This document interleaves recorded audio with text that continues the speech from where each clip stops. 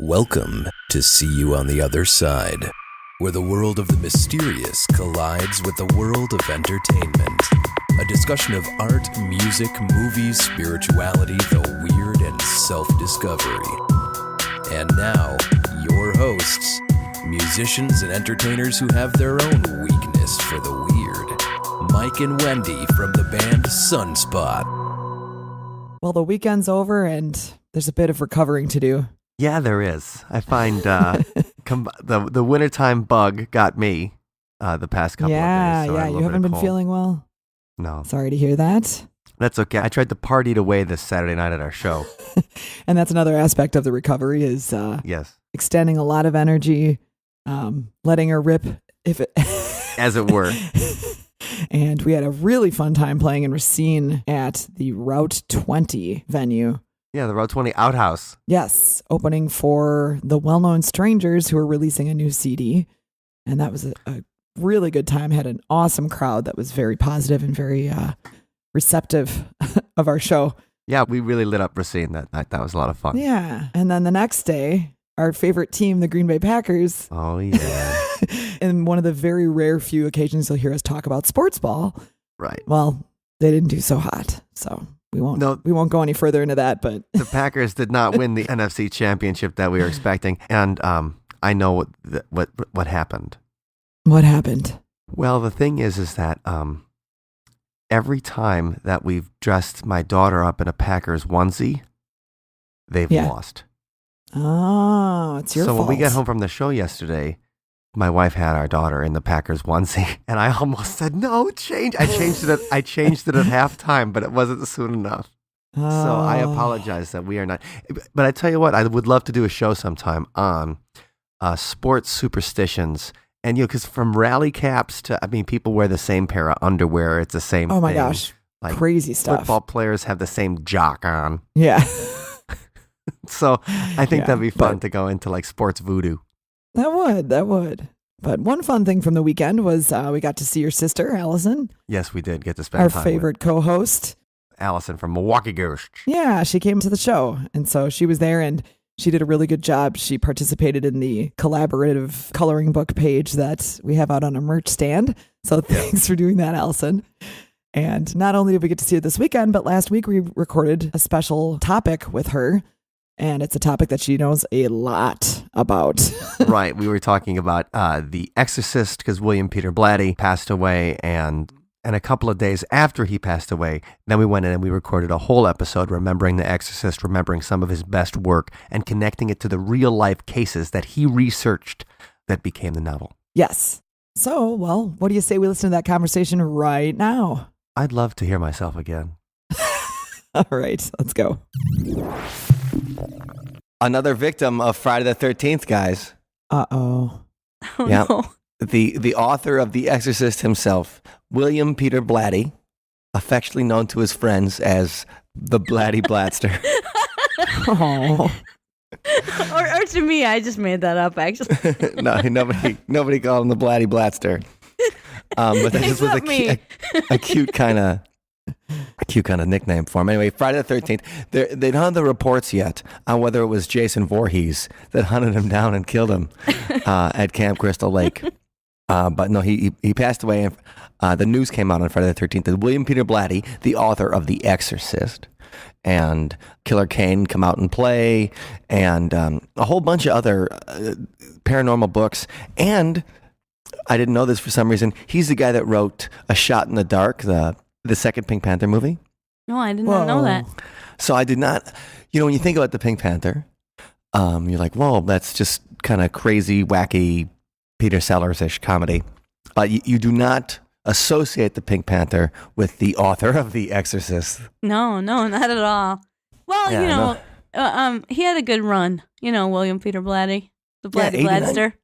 The Blatty Blaster made it to 89. 89. That's good. A lot of these people we've been talking about recently have been taken away, way too early. But 89, we should all be so lucky. Yeah, we should all be so lucky. Yeah. So we're here to celebrate his work today, specifically The Exorcist. Yeah, we got to talk about The Exorcist. Because I mean, not only is it relevant to now, because there was a new Exorcist show that came out and I in watched 2000. every episode. How about you, Mike? Oh, I didn't miss it. Did you like it? Yeah, I thought it was great. I thought it was really well done too.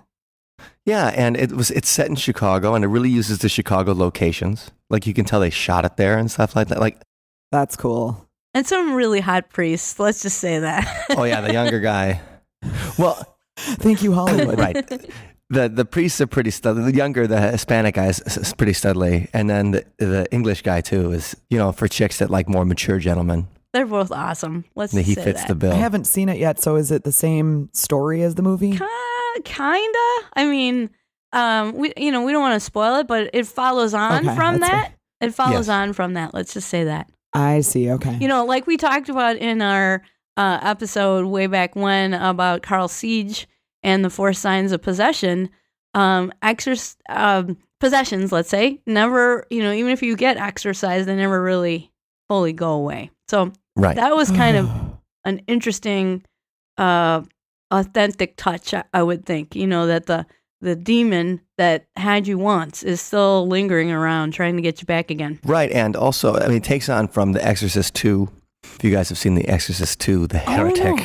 I did where they not see picked up- that. Well, it didn't really, I mean, that is a continuation of the story with Richard Burton. And Richard Burton does his best to bring some, some gravitas to the proceedings. But The Exorcist 2 is so ridiculous that it doesn't bring anything to the proceedings. William Peter Blatty had nothing to do with The Exorcist 2, so we don't have to talk about that movie. Good. He also didn't have anything to do with the new TV series, but since it's recent, we can talk about it. And I think he would have liked the new TV series. And I think also that it was interesting that they kind of expanded the world to make it more, demonic forces, Satan worshipers, good guys, bad guys. Yeah, and it made it like, hey, this isn't just an isolated incident where some kid's getting possessed. There's a whole network of Satanists trying to overturn our world. That's fairly terrifying. It's like the Satanic Panic was real. Right. Also, the guy that plays the Pope in The Exorcist, to connect it to the last episode, Monster Trek, we talked a lot about Harry and the Hendersons and the TV show Harry and the Hendersons. Anyway, the guy that plays the Pope in The Exorcist is the guy that played the dad in the Harry and the Hendersons TV show, Bruce Davison. And I always like him as an actor. So I don't even think we're not going to spoil it. The Exorcist is worth watching. It's 10 episodes of pretty scary TV, especially for network TV. I think it's the scariest network TV show I've seen since The X-Files. Yeah. I mean, Wow, it's a real okay. bloodbath, too. Yeah, So I should watch it right before I go to bed, is what you're saying. you should. Yes, they're on a doing it- dark and stormy night, preferably. Well, I Good to didn't know. I didn't watch Hannibal, and I knew Hannibal had some real gory stuff, and so I've been waiting to dig into Hannibal. I've been waiting to carve into Hannibal. And so, but people were saying like that it was like Hannibal stretched what you could show on a major network. The Exorcist wow. was doing the same kind of thing. So I'm looking forward to checking that out. And Hannibal, but you should definitely check out the TV show if you enjoyed the original movie. But we should talk about a little bit. I mean, William Peter Blatty grew up in New York City. He talks about his childhood. His mother would just sell like little jars of jelly that she made herself. And that's how they survived. Like the father left. The father left when he was man. 5 years old. And his mother got by on just selling little jars of jelly that she made herself, which I admire. I mean, as if that's DIY. Yeah, You can that's- get by on jelly sales. You could I in was the going to say 19th. that must and- be a lot of jelly because Where did you see the profit say? margin Yeah, would be that high on that. right. That was Wikipedia. Where did you say he grew up? He grew up in New York City. NYC. So you can get by selling jelly in NYC. No, I don't Dreams can Unbelievable. come true, everyone. You can I move don't to the big think- city. Right. I don't think it was $2,500 for a studio apartment in New York City in the 1930s when William Peter Blatty was growing up. Still, But- jelly sales. That's, Yeah. This is a funny Unbelievable. story. He said that she once offered a jar to Franklin D. Roosevelt when the president was cutting the ribbon for the way. Queens Midtown Tunnel. And she told him, for when you have company. aw. Okay. And so, he lived at 28 different addresses during his childhood because of constant evictions by landlord for non-payment Okay. of rent. That makes sense. Wow. So, That that's- reminds me of Harry Houdini was really poor and living in Milwaukee when he was a teenager. And Yeah, they had a lot of different addresses in Milwaukee, probably for the same reason. And the funny thing is, so the kind of jelly she sold was quince jelly. Wow. And do you guys know what quince is? Yeah, No. I've had quince, but I didn't know. Like, where do you even? I mean, you usually Please can't even get elaborate. it. Right? You just go to Safeway and get a quince. And in 1930, were there like quince trees growing everywhere? I mean, What is quince for They were in the Queens. uninitiated? Okay, so quince is a fruit related to apples and pears. It is quite tart and cannot be eaten raw. The jelly is the way to make use of it. So Okay, I so learned nobody else wants the fruit, so you just use it for jelly, and then you profit. right, and you sell it to the President of the United States, Franklin Delano Roosevelt. And maybe that's why it was so popular. They were like, "Is that quince? I've been looking for quince for some time now." I think that's what inspired Franklin Delano Roosevelt to start the Works Progress Administration, because he tried the jelly and he's like, "Oh, what is this crap? Someone get this woman a job." And that's how it all started. The New Deal. So William Peter Blatty, the Blatty Blaster's mother, is responsible for the New Deal. You heard it here today. Heard it here. But I feel like I have learned something already because I've never heard of quince before. No, I haven't either. It actually sounds like something that would be at one of those gourmet, hipster, foodie kind of places nowadays. Totally. So now you could probably get by selling quince jelly because you'd sell it for $50 a jar to some Exactly. right, to some jackass that makes his own jeans and has a beard down to his knees. Well, maybe we could sell them we could add it to our merchandise stand at the Sunspot shows. That's right. And we could put Blatty Blaster's quince jelly on it. Oh my it's a higher God. Okay, profit we've margin really than the devolved t-shirts. here. No, but that'd be fantastic. Okay, that's just an idea for next time. But the Blatty Blaster's quince jelly, you can get at the next Sunspot show.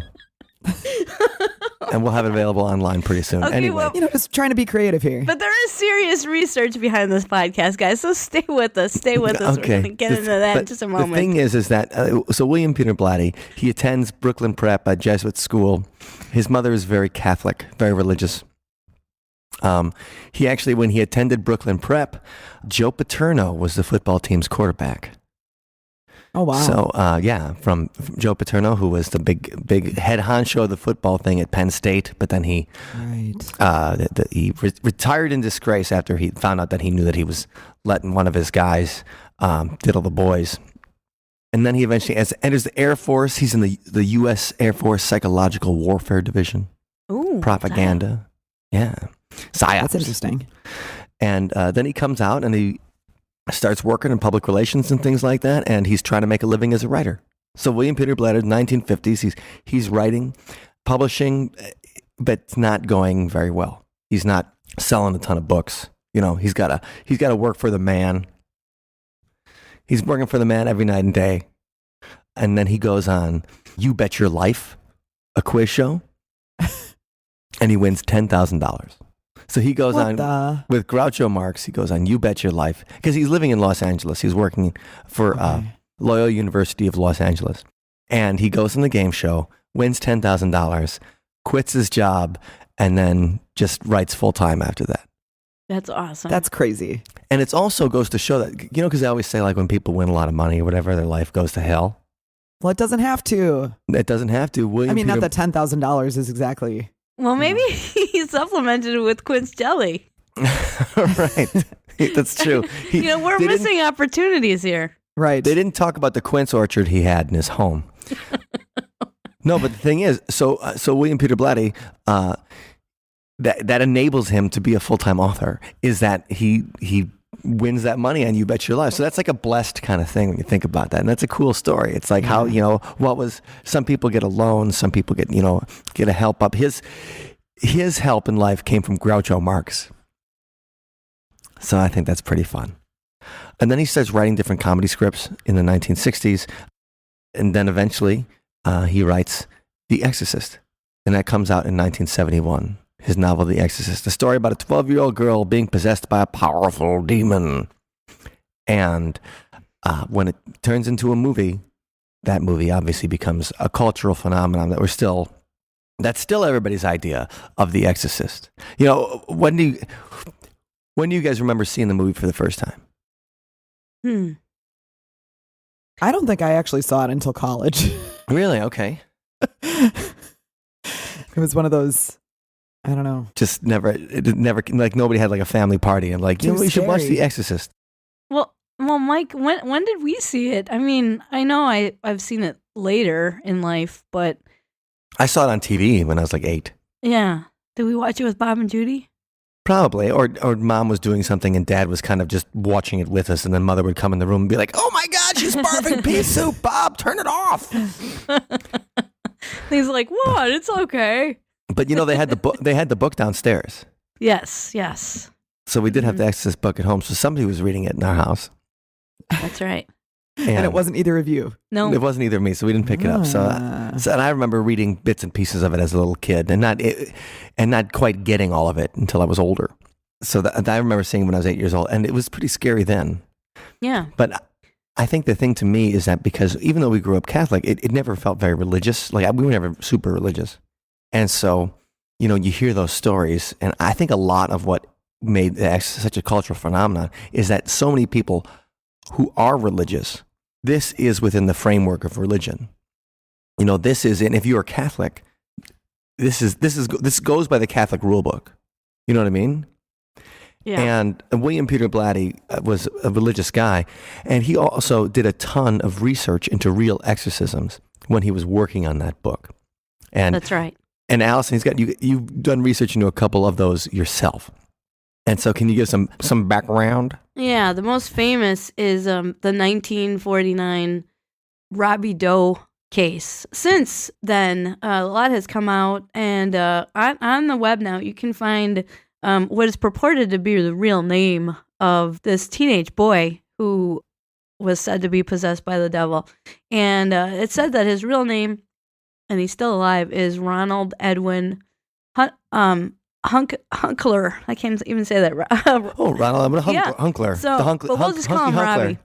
Yeah. Yeah, hunka burning possession. So that's right. So Ronald Edwin Hunkler was this kid, and there's various reports. Was he in Mount Rainier? Was he in Cottage City, Maryland? I think Cottage City, Maryland was the initial place where he presented with symptoms of possession. But doesn't everybody say? Everybody says like a possession from St. Louis, though. Yes, well, that's where he was exorcised. So, I see. So the family tried few different ways to figure out what was going on, and couldn't get any relief for him. And then decided, well, we're going to take him to St. Louis to the Alexian Brothers Hospital, which is a Catholic organization, and get him exorcised there.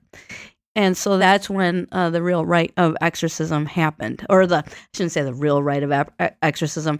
Other things were tried on him previous to that, but I should say the Catholic rite, the Roman ritual, was performed at the Alexian Brothers Hospital in 1949 in St. Louis.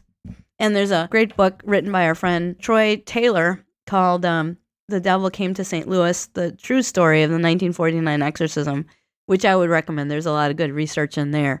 But essentially, what it amounts to is, we'll call him Little Robbie. So Little Robbie had this aunt that he was friendly with, and, he was very fond of her. She was very fond of him. And when she came over to the house, they'd hang out. And one time she showed him a Ouija board, and apparently they started playing the Ouija board. Oh, dear. And then she died.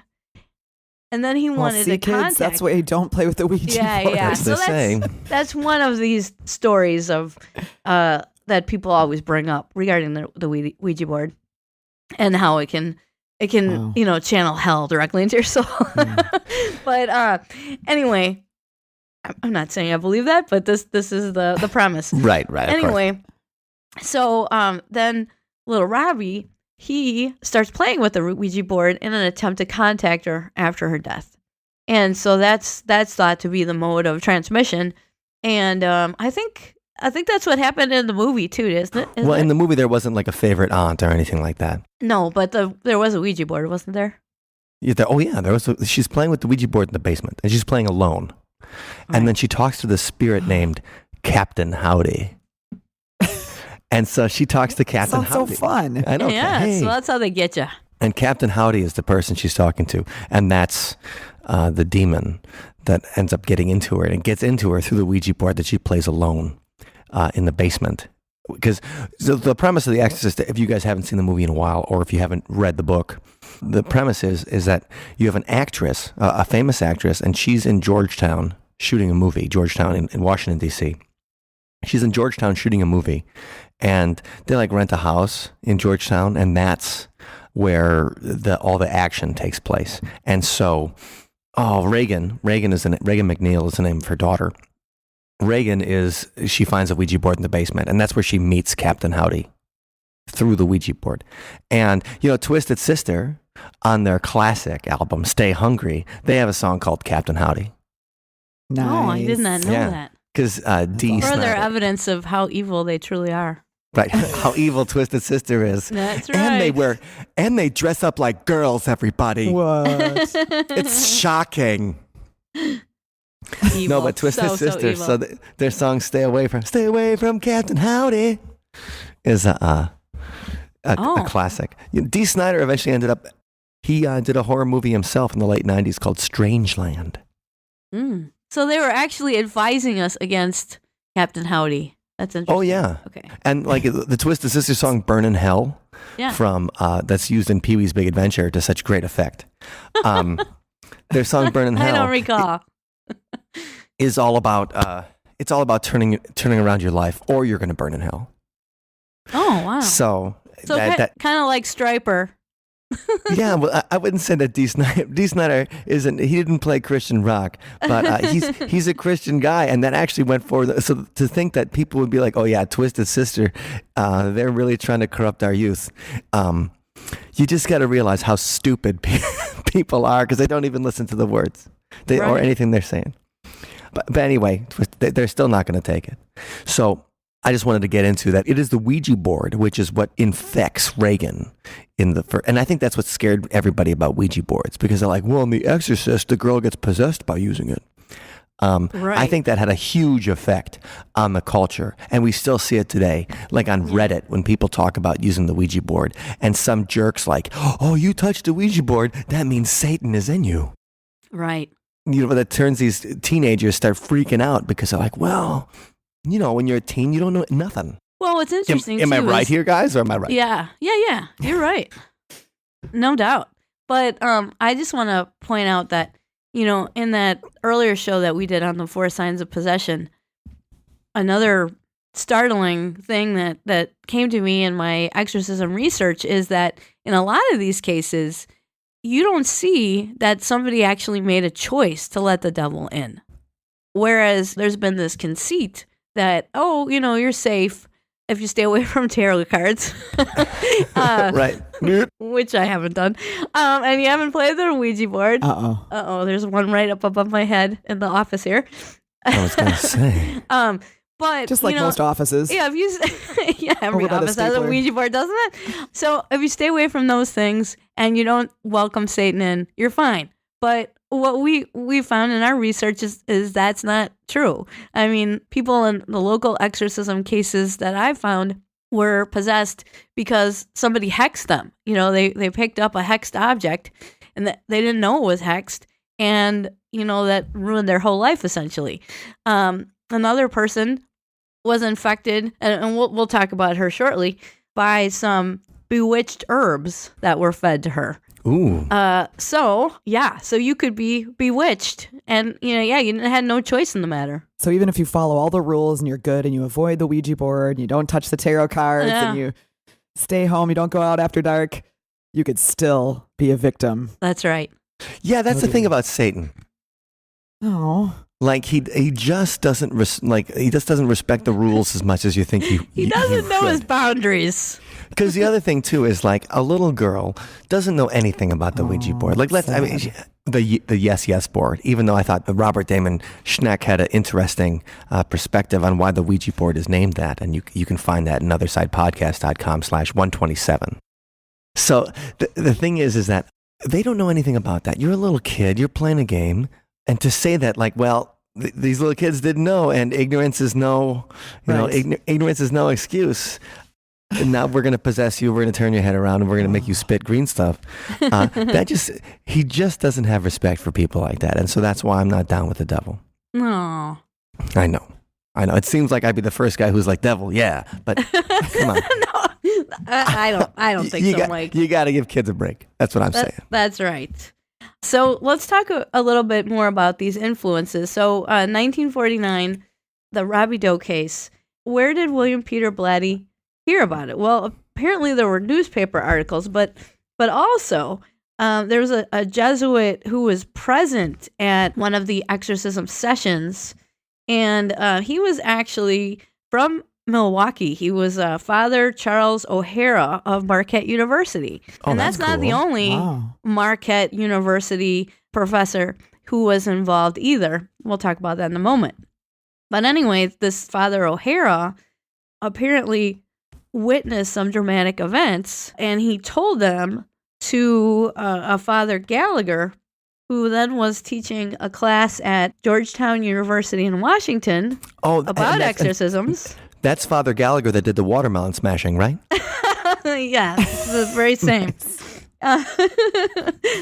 Little known, that was part of the little ministry, known Father really. Gallagher. Bringing people in with the watermelon smashing. But anyway, Wear a poncho. This Father Eugene Gallagher of Georgetown University in Washington, he was teaching this class on exorcisms. And one of the students in his class was the Blatty Blatster, William Peter Blatty. Yeah, William Peter Blatty Blatster. So this may have been one of the ways that he found out about this story where, so Robbie is having it out with the priests. Well, not Robbie, but whatever's inside him. Beelzebub, probably. Anyway. Yeah, that's it. It's the Beelzebub makes a lot of appearances. He's like a possession rock star. Anyway, so what Father O'Hara witnessed is Robbie going after one of the priests and grabs the Roman ritual book, and as soon as he touches the book, it dissolves. It doesn't rip. It dissolves into confetti that falls to the floor. That's crazy. And that is cool. Yeah, it's like vaporized. Mm-hmm. And so that was something that really proved to Father O'Hara that this was true. Because there are people who feel that, the Robbie Doe possession was just a hoax. That here's this kid, he's just trying to get some attention, having some fun, and then it goes too far. He doesn't know where to stop it, as a lot of kids don't. And then it just keeps snowballing. And before you know it, you're getting exorcised. I mean, I think that's what most people think about demonic possession in general. Like, I feel like that we've come full circle to where people now, you'd say in the 80s and stuff when we were growing up, you just didn't believe in demonic. Even we saw The Exorcist, but even priests and stuff like that they weren't like, oh yeah, demonic possession. Like I remember I asked Father Bob about it, our priest at St. Joseph's Church in Big Bend, Wisconsin. Yeah, a Catholic church. And he's just like, well, that's mental illness. And, we don't really, people don't get possessed. The devil is not, the devil is in temptation. The devil is in bad judgment. The devil is in addiction. He's not a personified character. Yeah. The devil's not like sneaking into your ear, like taking you over and then making you blah. So essentially, it was downplayed for, like the 70s, the 80s, up until recent times, and now it's really changed. Well, because it makes the church look like Scientology. Everybody are like, that's too extreme. We joke about Scientology and Xenu and the volcanoes and stuff like that, but Xenu and all of his alien craziness is just as crazy to talk about demons trying to sneak into your like hovering over your body, and you play with this Milton Bradley game, and you're going to be possessed, and you're going to sit on a crucifix, and you're going to do all this stuff. And well, it sounds crazy when you're steeped in materialism. When you're steeped in the dominant worldview as we have been, that excludes anything that you can't see or is not easily repeatable. We can't really say that there aren't things beyond our senses. But it's a good thing. It's a good thing we're steeped in materialism somewhat, because if you believe too much in the invisible world, like Cotton Mather, then you're putting people to death. Well, right. I mean, there's a spectrum, and there's judgment that has to be employed. But to say that there's nothing to this spiritual stuff, and okay, oh no, of course, I believe there's something to it. Yeah, let me just say that I've done a lot of research on exorcisms, and for me, I don't know if there's truth to it. I mean, I think there's something going on there. I'm not sure what it is. Is it the devil? Is it Beelzebub? That I don't know. Something's going on, and we need to take a look at it. That's all I'm saying. Because in my own faith, I much prefer thinking like the Yazidi do the Yazidi that the devil has been reconciled, and that's way back. We can link to that podcast too. But I don't know. As far as thinking there's demons that actually possess us, I think the jury's still out. But we got to look closely at the witness testimony. Well, Father O'Hara believed. I mean, he saw a book dissolve, and he saw some levitation, didn't he? I think he may have, but there was another guy who saw levitation, and that was Walter Halloran, Father Walter Halloran, who was also a professor at Marquette University from 1963 to 1966, and he is actually buried here in town in Milwaukee in Calvary Cemetery. And I can send you that picture. But he was one of the last living witnesses to the Robbie Doe exorcism. And he may have seen some unusual things like levitation. The reason I say he may have is because he would say things and then he would pull back. And, he was kind of wishy-washy about his experience. And, that may be because maybe he was naive about what it is to be besieged by the press. And then, people keep coming at him, and either he's making stuff up to please them, or he's going the other way and is just like, has had enough of it and is like, no, there was nothing extraordinary. So there are people that I know that knew Father Walter Halloran in life and say, no, he was affected by what happened, and say that he participated in even more exorcisms than the 1949 case, that he was pretty actively involved in it in the 60s. So, I mean... Well, in the 60s, they were just exercising hippies. Well, right. Right. But do I have any evidence for that? No. But have people who feel that that their personal experience bears that out. Anyway, so there is somebody else who just died in 2014 who was a retired Catholic monk. He reported that he worked at the Alexian Brothers Hospital in 1949 during the time when Robbie Doe was there getting exorcised. And his name is Gregory Francis Holwinski. And he was actually uncovered by Troy Taylor and interviewed on the Discovery Channel's Unexplained Files at the Alexian Brothers home, which is a retirement community, assisted living for priests and other people involved in the Catholic Church. And actually, Brother Gregory was dying of cancer during the time of the interview. So it's not like he was really looking for financial compensation or anything like that. He died soon after the interview, in fact. Well, didn't they used to use deathbed confessions? As like deathbed confessions had more of a impact in decision-making and judicial decision-making and stuff like that than other ones. So, I mean, obviously they don't do that today because that's legally, it's pretty silly. But the idea that when someone is on their deathbed and someone is going to die soon, they're more likely to tell the truth than at other points in their life. So I just think, we talk about that. We still have that thing in our head. Well, he admitted it on his deathbed, and that's the one time in your life you're never going to lie. Well, certainly there's gravitas there, and his family actually reached out. That's how he was found. That he wanted to get his testimony out there because he wanted people to know that the devil is real, the devil's a threat, and that we shouldn't in our materialist world, keep discounting that because that gives the devil an advantage. So that was his motive, or the motive that he adhered to publicly. It's just like the end of The Usual Suspects. Nice. Yeah, I don't actually remember that Kaiser Soze. That's all I remember. All right, then all you remember is Kaiser Soze. Then I'm not even going to talk about it. And if you people out there who are listening have not seen The Usual Suspects yet, so don't spoil it. It's on Netflix, so you can watch it today. And Such a good movie. Right, and the thing is, since it is like a 21-year-old movie now. No spoilers, Mike. Still, that's what's funny though. When I think about it, I'm like, oh no, you find it in the new releases section of your Blockbuster. No, you'll find it in old crap on Netflix. Right. We got to save it for the young ones coming up. Yeah. So anyway, Brother Gregory, he reported to Troy that he came into the room and saw Robbie there, and saw Robbie actually. I like this because this is somebody else reporting something similar to what Father O'Hara said. So he came into the room. And he saw one of the priests approach Robbie.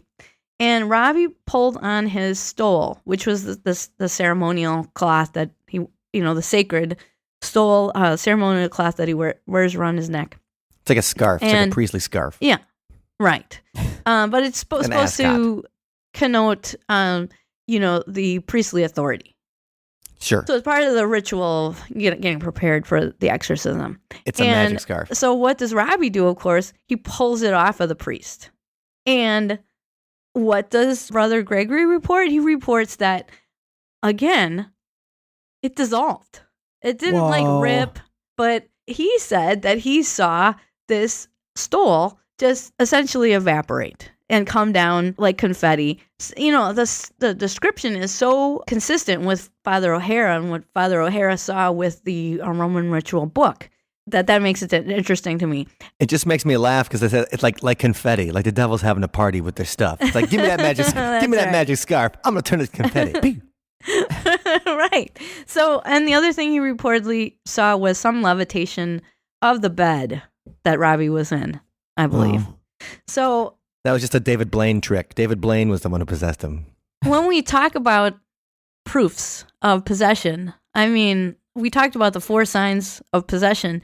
And, seeing something like that, although it's not exactly on the list, I mean, that's what they're looking for in those 4 signs is something inexplicable, something that you couldn't fake. That's dissolving holy objects is one of the signs of possession, I think. well, no. What were the 4 signs? The 4 signs were speaking unknown languages, strength beyond your means. Let's see. Oh, knowing the unknowable. Mm-hmm. And I'm always going to forget the 4th one. I think aversion to holy objects. So I guess that might fall under the aversion to holy objects. But I mean, he was doing more than being adverse to them. He was dissolving them. Right. So that's a cool thing. And it's always cool to get more information on this, the 1949 exorcism that Robbie Hunkler, or, Robbie Hunkler. Robbie Doe is what he's typically, the pseudonym he's typically given. But yeah, it's Ronald Edwin Hunkler. The reason I like talking about it is because there's so much crap. Like there's so many TV shows that have done like the real story behind The Exorcist. And I feel like most of those get them wrong. They play loose with the facts. Yeah, there's a lot of details in the case. There's actually a great article you can find online now, which we should link to in the show notes, which was done by Mark Opensack. How do you say his name? I can't even do it. The guy from Strange Magazine, Mark Opensnack. I can't even do it now. I'm sorry, guys. Snot's on the brain. Sorry. We'll link to it in the show notes anyway. I think it's Mark Opensack is how you say it. He did a great research article on the real story behind The Exorcist and, really did the legwork. It was called The Haunted Boy of Cottage City, and some really, really great stuff in there. And so if I got any of the details wrong, you can get some good details in here. But get the right ones at that one. But that wasn't the only possession that influenced The Exorcist, though. Like the thing is, that's the most famous one because that's the one that kind of Hollywood is glommed onto. Yes. But what are some of the other influences that William Peter Blatty Blaster had when he was writing The Exorcist? Well, okay. So this was really exciting this summer when I found out about the 1928 yearling possession. And Yearling is in Iowa. And that's where the exorcism took place at a nunnery there. But the most fascinating thing to me were, again, the local connections in this case. So the Exorcist was Father Theophilus Riesinger, who was from the Appleton Marathon area. And he, in his time as an exorcist, performed many, many exorcisms. He's like the exorcism hero. Like, number one, he's got the name Theophilus Riesinger.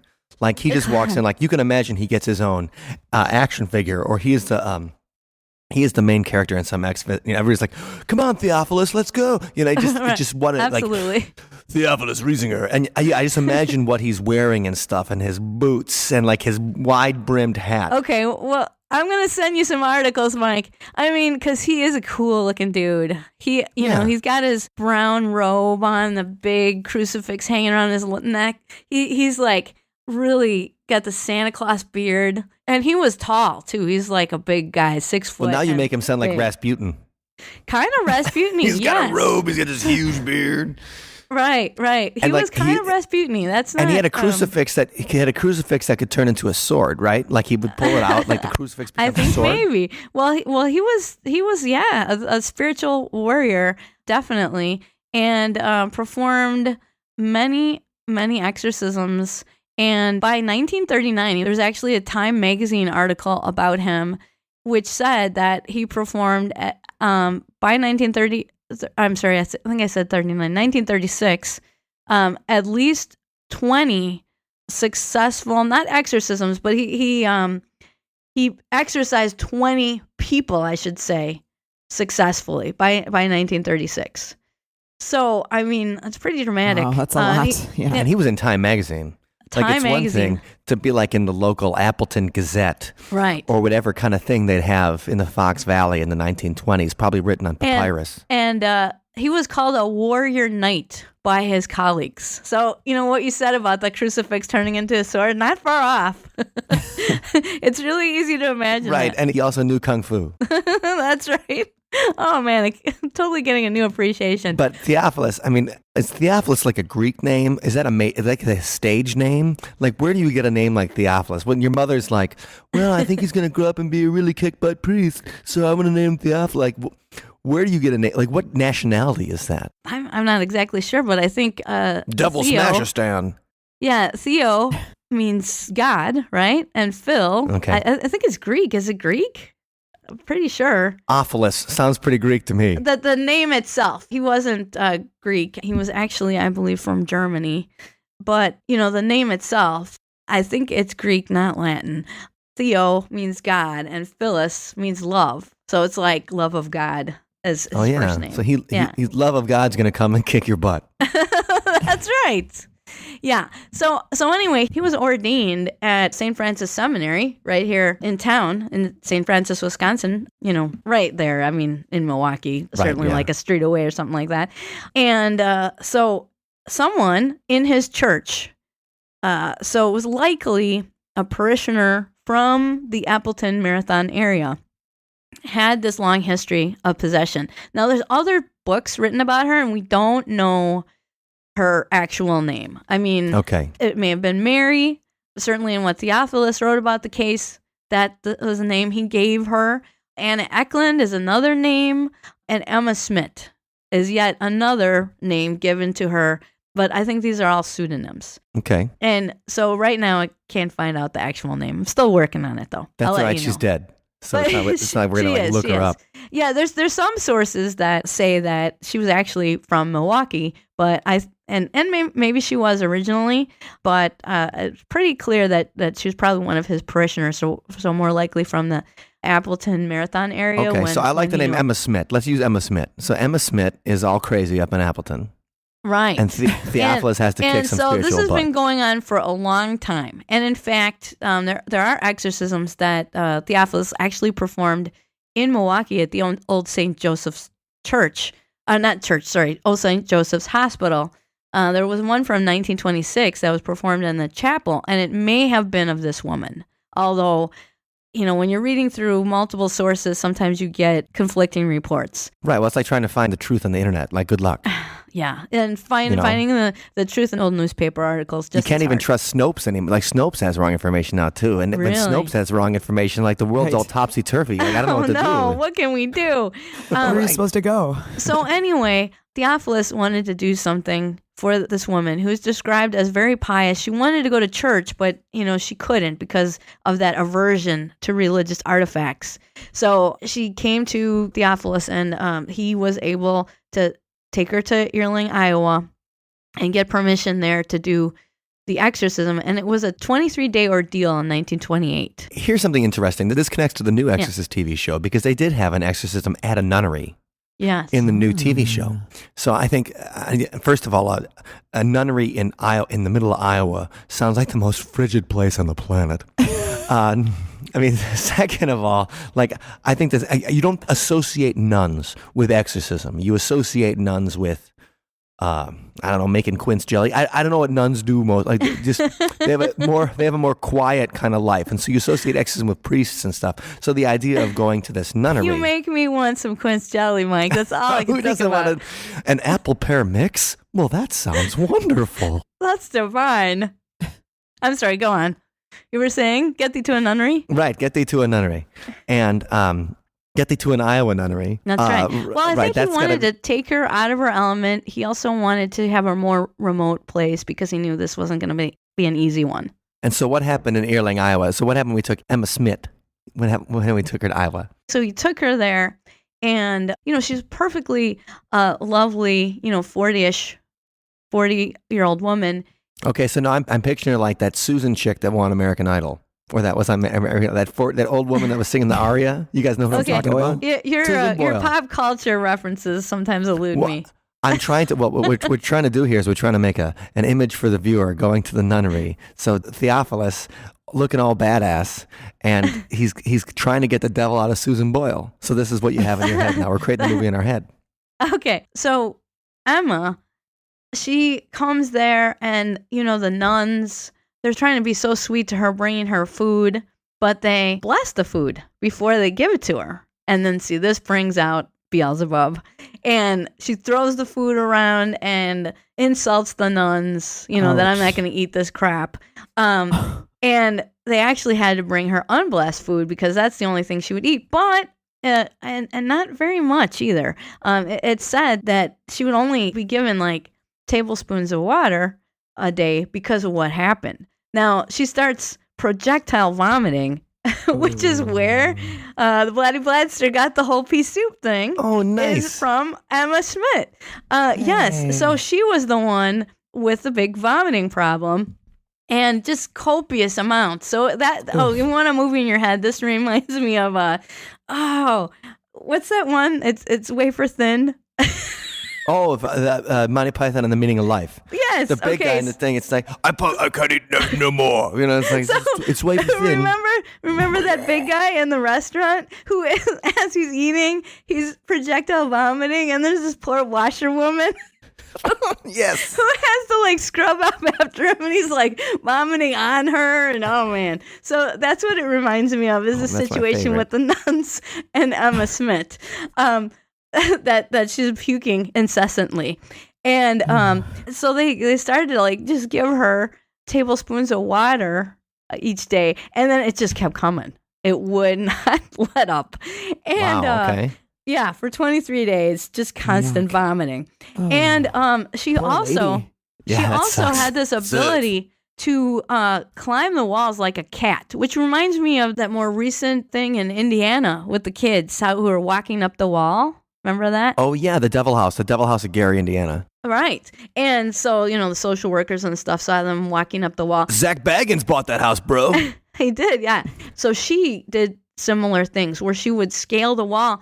And so she'd be perched at the top of the door or something like that. Like a vampire up there. That's kind of that's awesome. But that reminds me of, there's a whole scene of the spider walk. That's actually, it wasn't in the original Exorcist film, and it was only in the special edition that they released maybe 10 years ago. And they do the spider walk in the new show too. Right. And so the idea that you're moving around completely unnaturally and Totally. like, something that you would think was almost physically impossible. That's one of the signs of possession. And with all these, Beelzebubian shenanigans, they're trying to keep the exorcism going, and they have to like pull her down from the ceiling to get her to where they can continue the exorcism. So, unreal. Very, very dramatic things were reported. And there is another book about this that's called Begone Satan. And you can get it anywhere for free. So do not buy it from people. Just look at archive.org. And it's, other accounts, you can only get it at certain libraries. But this one, Begone Satan, is everywhere. We have 2 exorcisms now that inspired the Exorcist book. We've got Robbie Hunkahunkler, and we've got Emma Smith and Theosophus Riesinger taking care of business in Earling, Yeah, Iowa. let me mention one more thing about Emma that I think is cool. I'm just saying we have to wrap up soon, and we have a whole bunch of stuff to still talk about before we get to. But one more thing about Emma. One more thing, because it's a trope that's repeated so much in horror movies that that when she was being exorcised, Father Theophilus said that under her skin there was like a pea-sized thing that was moving underneath her skin, and he could track it as it moved around.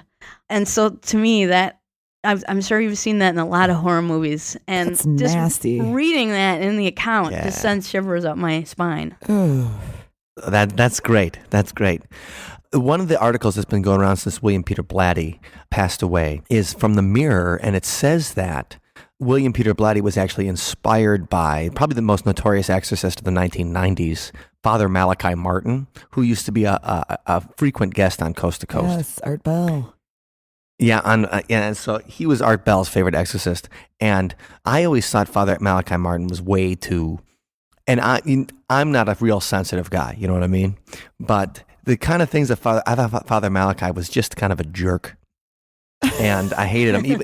Even though Allison, I bought his book Hostage to the Devil for Christmas one year. Yes, that was a great Christmas present. So Father Martin passed away a while ago, but the latest article was that William Peter Blatty was inspired by Father Malachi to write The Exorcist. And what's the truth on that? Well, that is nonsense, because when the book came out, Blatty actually wrote a scathing LA Times review of the book, saying, "I loathe this book." That's a quote. I loathe this book, and he also went on to say it gives exorcism a bad name. So, yeah, I think it's clear that the Blatty Bladster was no fan of Malachi Martin. Right, and that he wasn't inspired by Father Martin at all. And there's a new Netflix documentary, Hostage to the Devil, that's out that you can watch on Netflix right now on Father Malachi Martin. And it's just, William, the Blatty Bladster was not a big fan of Father Malachi Martin. No matter what you read on the internet, people just picked it up because, number one, William Peter Blatty passed away, the author of The Exorcist. Number two, this movie just came out on Netflix. And so it's that perfect storm of BS journalism coming together to write without any kind of actual research. And shameless promotion. Exactly. Yeah, I mean, I saw on one of the articles that claimed that in the Exorcist movie, the Max von Sydow character was Father Marin was based on Father Malachi Martin, and that's just not true. All right, well, myth busted. Yes. Right here on See You on the Other Side. Right, so take that with your grain of salt, everybody, everything you read about that. And also, I want to say one last thing. If you guys have not seen The Exorcist 3, I made a joke about The Exorcist 2, The Heretic, being awful. The Exorcist 3 is awesome. Ooh. So William Peter Blatty directed that.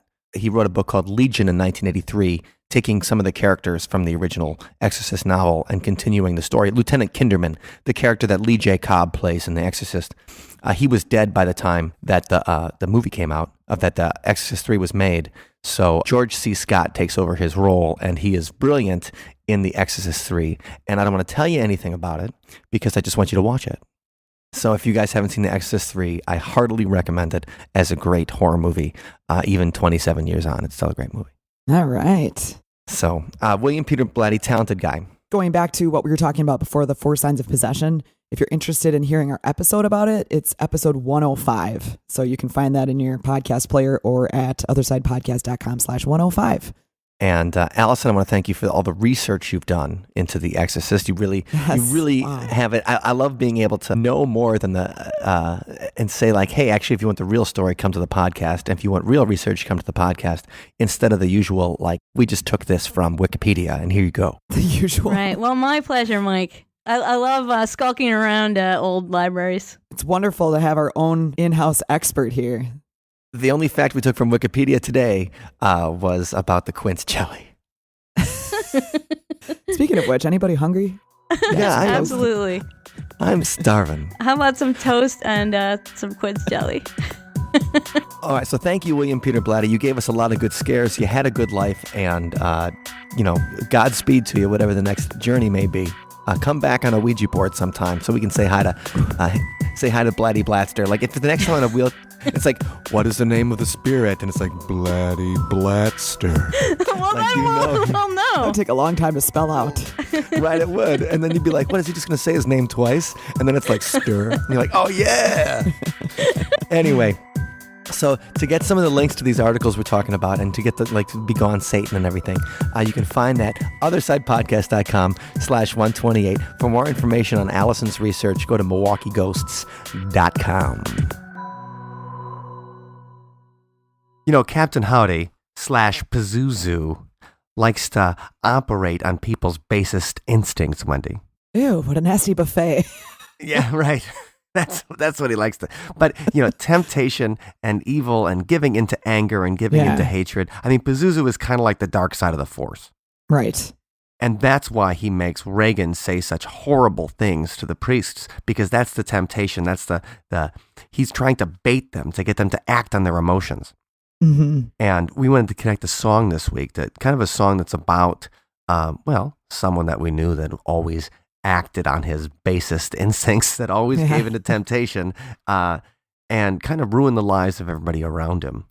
And this is a song about faith, biblical references. We talk about the Noah and the flood, and it's about faith and the Bible, and it's about giving into that basest instinct and how that can ruin the life of people around you. And this one's called Crashing Down.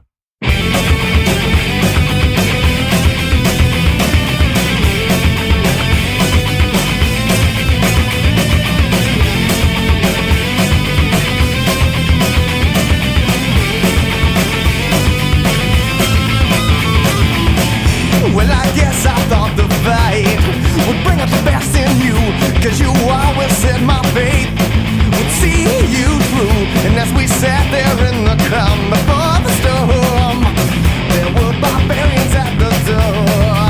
And I heard you scream for revolution, I hear you scream for blood, scream for retribution, for another blood. And as I watched you scream your life away, the world came crashing down, the world came crashing down.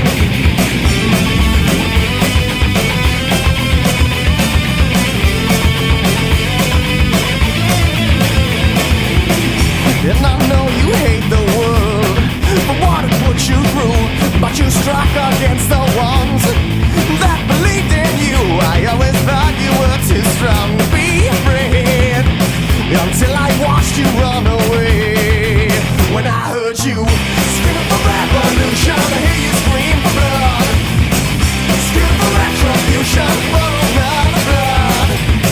And as I watch you scream your life away, the world came crashing down, the world came crashing down.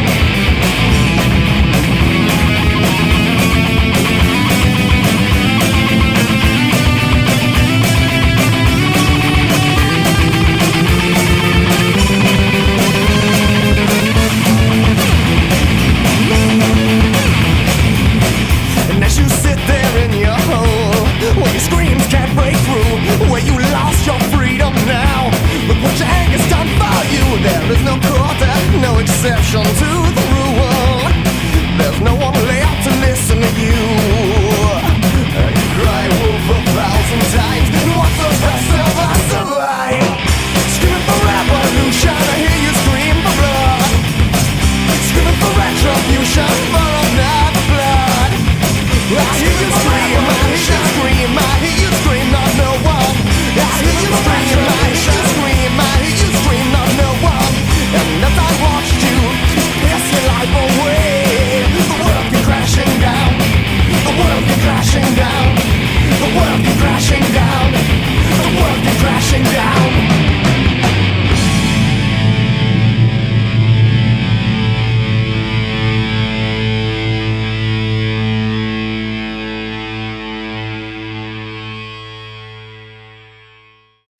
you for listening to today's episode. You can find us online at othersidepodcast.com. Until next time, see you on the other side. Oh my God, Ned, you're the best for sending me the Bye Bye Man insert that was in the Wisconsin State Journal this week talking about, it connects the story to the Sun Prairie story that happened around here. So they did cover it in the local paper, Wen. Oh, that's so cool. I've got to borrow that from you so I can check it out. It's pretty neat. So Ned. Well, thanks, Ned. Yes, thank you for doing that, and thank you for being an awesome supporter and patron of See You on the Other Side. We love our patrons, and if you want to become a patron, you can do that. Where, Mike? At othersidepodcast.com/donate.